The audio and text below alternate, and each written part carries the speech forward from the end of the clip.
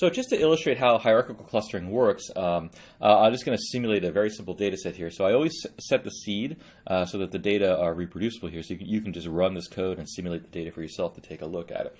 And so I plotted a total of 12 points here, and there are 3 clusters you can see very clearly from the plot. And I've labeled each of the points using the text function, so you can see which point is which. And so I'm going to run the hierarchical clustering algorithm to see how the points get merged together. So the first thing you need to do to run a hierarchical clustering algorithm is to calculate the distance between all the different points. So you need to calculate all the pairwise distances between all the points, so you can figure out which 2 points are the closest together. And so the easiest way to do this is with the dist function in R. The dist function takes a matrix or a data frame. Here, this data frame has 2 columns. The first column is the x-coordinate. The second column is the y-coordinate. And then, and so it's basically a matrix or a data frame of points. And what the dist function does is it calculates the distance between all the different rows in the data frame.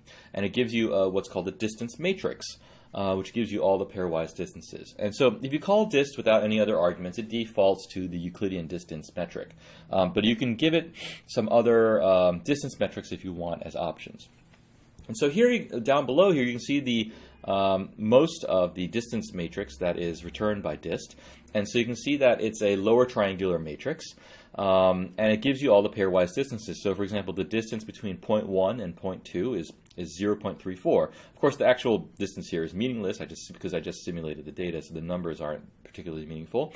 But you can see that some distances are farther apart, some points are farther apart than others. So for example, the distance between point 3 and point 1 is 0.574.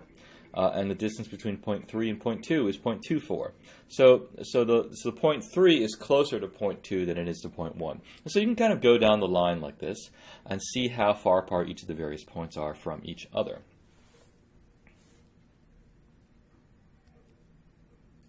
And so if you look, so the idea of the hierarchical clustering algorithm here is that we're going to take the 2 points that are closest to each other from the start. And so that happens to be points 5 and 6. And so I've colored them here in the orange. And the idea is that the points 5 and 6, because they're the closest together, we're going to group them together and merge them into a single cluster. And so the idea is that here I'm going to create a single point, and then the little plus sign in the middle is kind of like the new location of this merged set of points.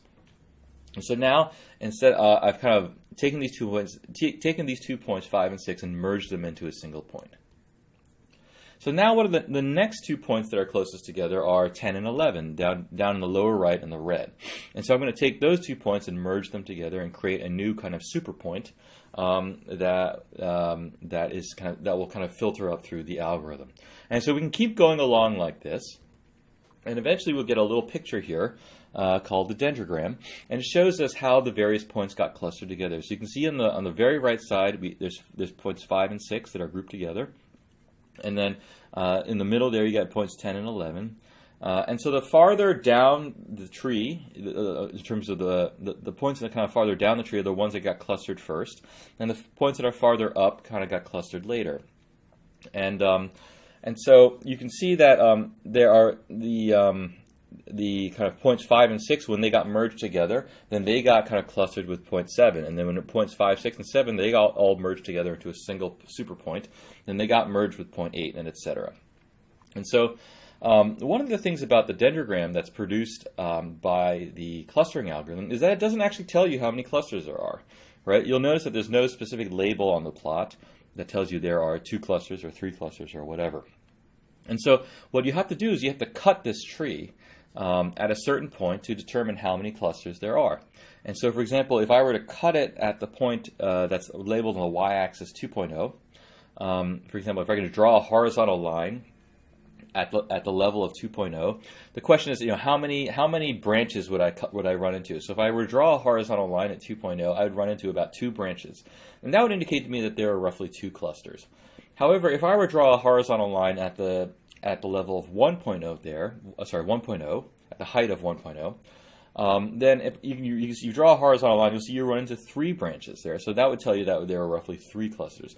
So depending on where you want to draw this, horizontal line or cut the tree, you'll get more or fewer clusters in your clustering.